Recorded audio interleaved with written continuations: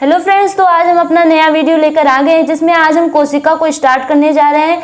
तो किसी भी स्टूडेंट को ये वीडियो मिस नहीं करना है, ठीक है फ्रेंड्स। तो हम अपने वीडियो को स्टार्ट करने से पहले आपको ये बता दें कि जिस भी स्टूडेंट को बायोलॉजी में कोई भी इंटरेस्ट नहीं आता तो उसको क्या करना है, केवल हमारे चैनल से जुड़ना है और हमारे सभी वीडियोस को देखना है। हम आपको बिल्कुल बेसिक्स टू हाई लेवल तक पहुँचाएँगे। तो चलिए हम अपने वीडियो को स्टार्ट करते हैं। तो यहाँ पर देखिए कोशिका के आगे क्या लिखा है, जीवन की आधारभूत इकाई। तो अब कोशिका को जीवन की आधारभूत इकाई क्यों कहते हैं, cell the fundamental unit of life क्यों कहते हैं, ये हम आपको समझाते हैं। तो अगर आपको हम कहें कि आप एक घर बनाइए, आपको एक हाउस का फॉर्मेशन करना है, तो उसके लिए बेसिक चीज़ें आपको क्या लगेंगी, ईंट लगेंगी, सीमेंट लाएंगे और क्या आप लेके आएंगे, रेत लेके आएंगे।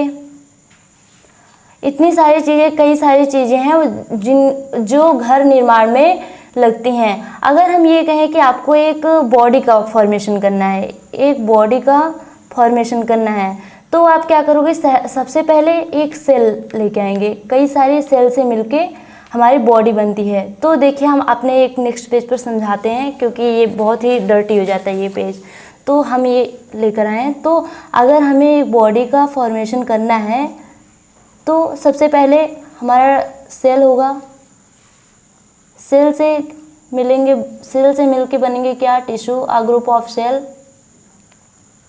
सेल्स। ये है सेल और ये टिश्यू, ये है टिश्यू।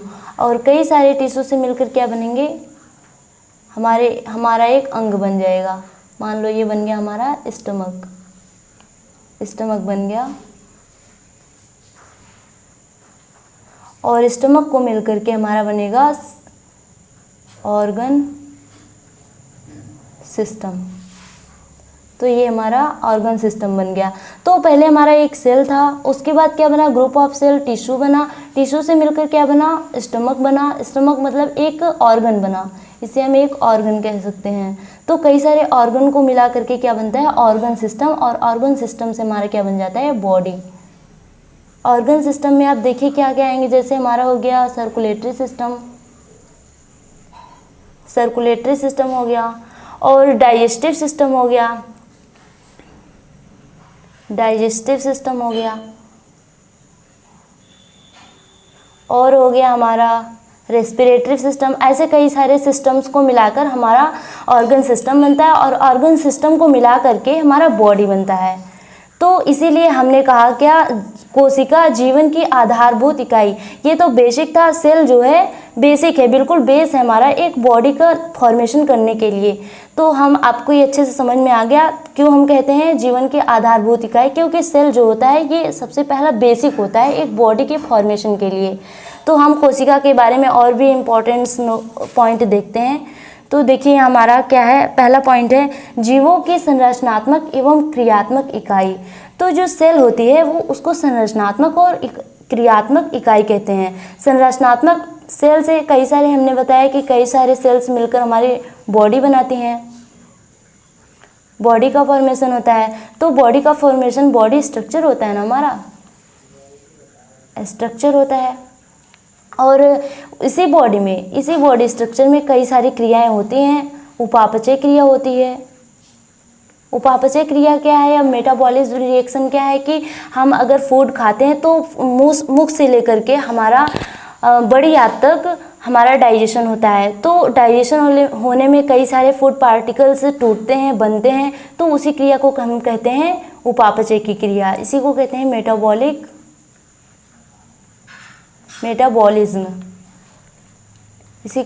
मेटाबॉलिज्म। तो अब देखते हैं इसकी उत्पत्ति कैसे हुई, जो कोशिका है उसकी उत्पत्ति कैसे हुई। इसकी उत्पत्ति जो है सेलुला शब्द से हुई, जो एक लैटिन वर्ड है। क्या है, लैटिन वर्ड है। तो जिसका अर्थ होता है कोष्ठ या कोठरी।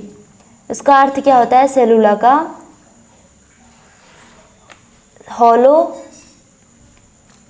Hollow space. हॉलो स्पेस का मतलब क्या हुआ, कोष्ठ या कोठरी। अब देखिए इसकी खोज जो है, इसकी खोज रॉबर्ट हुक नामक एक साइंटिस्ट थे, उन्होंने किया था 1665 में किया था। और उन्होंने इसकी खोज कैसे की, एक कार की मृत कोशिका थी, कार्क की मृत कोशिका, मान लो हमारा कार्क हो गया, कार्क की एक मृत कोशिका थी, उसमें इन्होंने क्या देखा कि मधुमक्खी के छत्ते के आकार इनको कोष्ठ दिखाई दिए। क्या, मधुमक्खी के छत्ते के आकार के इनको कोष्ठ दिखाई दिए, कई सारे ऐसे कोष्ठ बने थे और इन्हीं को उन्होंने सेल नाम दिया, सेल मतलब कोशिका नाम दिया। ये कोष्ठ जो दिखाई दिए इन्होंने कहा यही है कोशिका नाम दिया। और 1665 ईस्वी में इन्होंने इसकी खोज की थी। और नेक्स्ट पॉइंट देखते हैं हमारा, इसके अध्ययन को, कोशिका के अध्ययन को हम साइटोलॉजी कहते हैं। क्या, साइटोलॉजी कहते हैं। और इस सेल का जो पूरा अच्छे से वर्णन इन्होंने अपनी पुस्तक माइक्रोग्राफिया में किया है। रॉबर्ट हुक ने अपनी इनकी बुक है माइक्रोग्राफिया, इन सेल का वर्णन इनमें अच्छी तरीके से किया है। अब देखिए ल्यूवेनहॉक कौन है। ल्यूवेनहॉक ने एक साइंटिस्ट थे, उन्होंने जंतुओं, जीवाणुओं, डायटम, शुक्राणु में 1674 ईस्वी में इन्होंने सेल को देखा और उसके बारे में उन्होंने बताया। अब देखिए यहाँ पर आया सबसे छोटी कोशिका कौन सी है, सबसे छोटी कोशिका माइकोप्लाज्मा है। सबसे बड़ी कोशिका कौन सी है, शुतुरमुर्ग के अंडे की कोशिका सबसे बड़ी कोशिका है। सबसे लंबी कोशिका देखते हैं कौन सी है, तंत्रिका कोशिका, जो हमारे बॉडी में पाई जाती है, इसको कहते हैं हम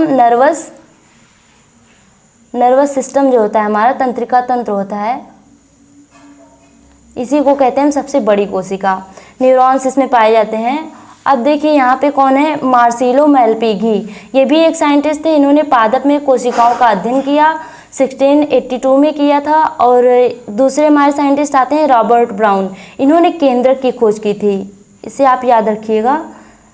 1831 ईस्वी में 1831 में इन्होंने किया था रॉबर्ट ब्राउन ने। एक सेल थी, उसकी जो कोशिका होती है ये सेल है, और इसमें जो न्यूक्लियस होता है, न्यूक्लियस केंद्रक होता है, इसकी खोज जो है इन्होंने रॉबर्ट ब्राउन ने की थी। तो हमने क्या देखा कि कोशिका को जीवन की भौतिक आधारभूत इकाई क्यों कहते हैं, इसके बारे में हमने चर्चा की कि एक घर के निर्माण की, जिस प्रकार से एक घर के निर्माण के लिए हमें ईंट की ज़रूरत होती है, सीमेंट की ज़रूरत होती है, बालू की ज़रूरत होती है, रेत जिसे कहते हैं, उसी प्रकार हमारे बॉडी के स्ट्रक्चर, बॉडी के निर्माण के लिए हमें सेल की ज़रूरत होती है। एक छोटा अगर सेल होगा तभी बॉडी का फॉर्मेशन होगा। तो हमने इसको समझा और देखा कि हमने कोशिका के इम्पॉर्टेंट पॉइंट्स हैं। कोशिका को जीवों की संरचनात्मक एवं क्रियात्मक इकाई कहा जाता है। उत्पत्ति जो है सेलुला वर्ड से, ये एक लैटिन वर्ड है जिसका अर्थ होता है कोष्ठ या कोठरी, हॉलो स्पेस जिसे कहते हैं। इसकी खोज जो है रॉबर्ट हुक नामक एक साइंटिस्ट ने 1665 ईस्वी में किया था और इसका सेल का वर्णन इन्होंने माइक्रोग्राफिया, इनकी एक पुस्तक है उसमें इन्होंने किया है। और देखते हैं यहाँ पे, देखिए हमने क्या देखा कि साइटोलॉजी जो है इसमें सेल के अध्ययन को क्या कहते हैं, साइटोलॉजी कहते हैं। अब देखिए ल्यूवेनहॉक नामक एक साइंटिस्ट थे, उन्होंने जंतुओं, जीवाणुओं, डायटम, शुक्राणुओं में इन्होंने सेल को देखा। सेल को इन्होंने 1674 में इन्होंने ल्यूवेनहॉक ने जंतुओं, जीवाणु, डायटम, शुक्राणु में सेल को देखा। सबसे छोटी कोशिका कौन सी है, माइकोप्लाज्मा, इसे आप लर्न रखिएगा, इम्पॉर्टेंट है। सबसे बड़ी कोशिका शुतुरमुर्ग के अंडे की कोशिका होती है और सबसे लंबी कोशिका हमारे शरीर में होती है तंत्रिका कोशिका, नर्वस सिस्टम। और मार्सेलो मेलपिगी ने क्या किया था, इन्होंने पादप कोशिकाओं में कोशिका का अध्ययन किया, पादपों में कोशिकाओं का अध्ययन किया। और रॉबर्ट ब्राउन ने केंद्रक की खोज की थी 1831 में। ओके फ्रेंड्स, तो हम अपने नेक्स्ट पेज पर आते हैं और देखते हैं उसमें हम क्या है। तो हमारा नेक्स्ट पेज है, नेक्स्ट पेज में हमारा क्या है, कोशिका सिद्धांत।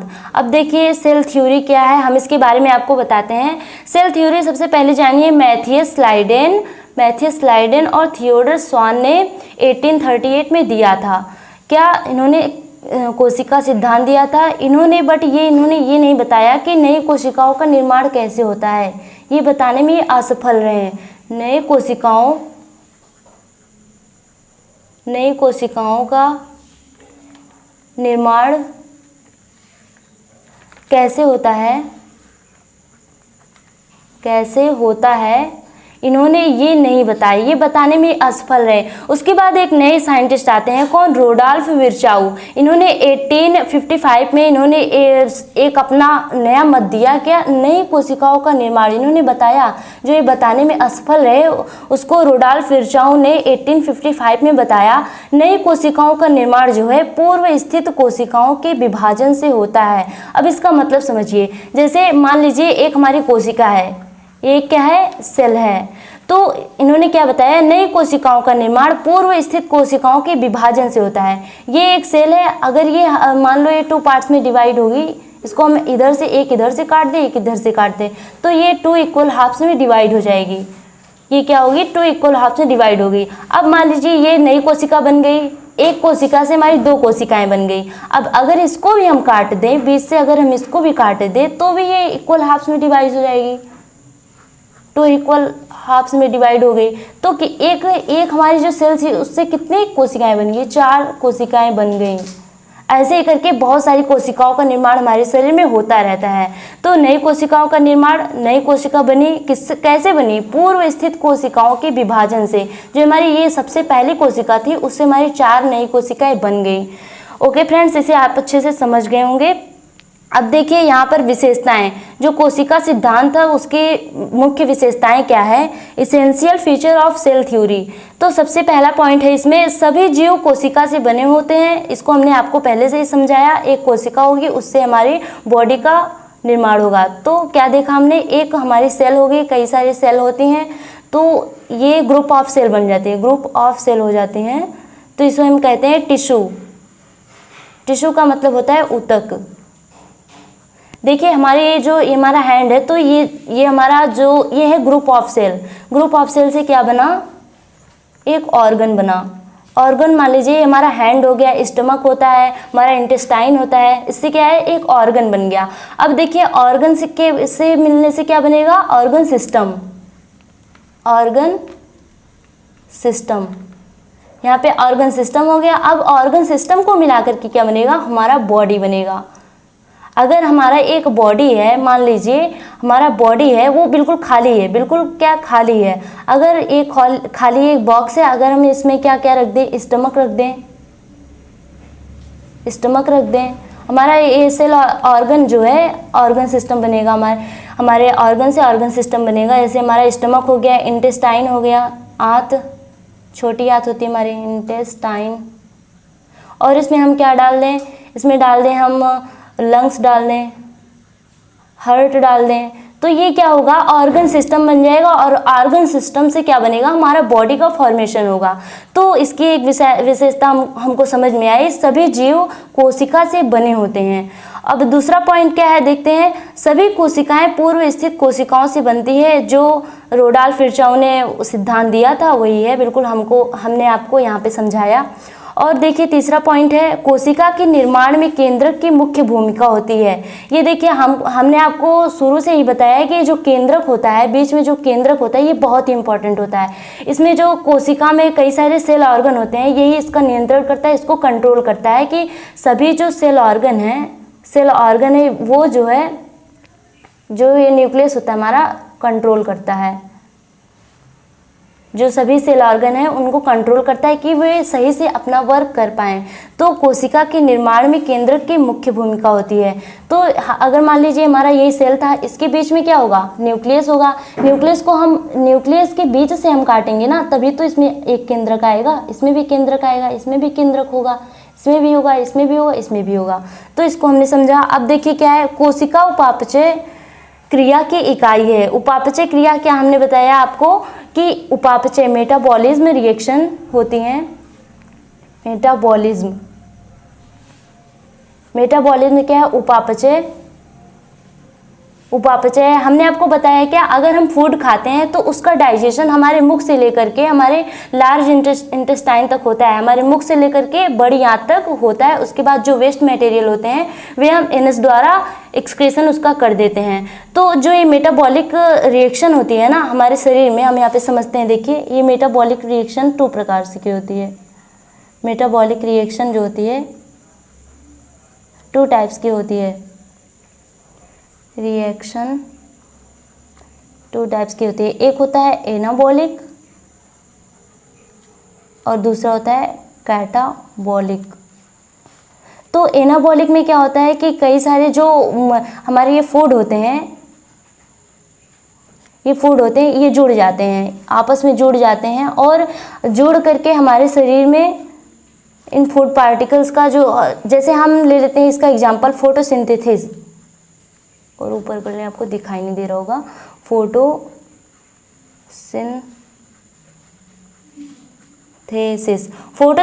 क्रिया में क्या होता है, प्रकाश संश्लेषण। हमने आपको पहले ही बताया है कि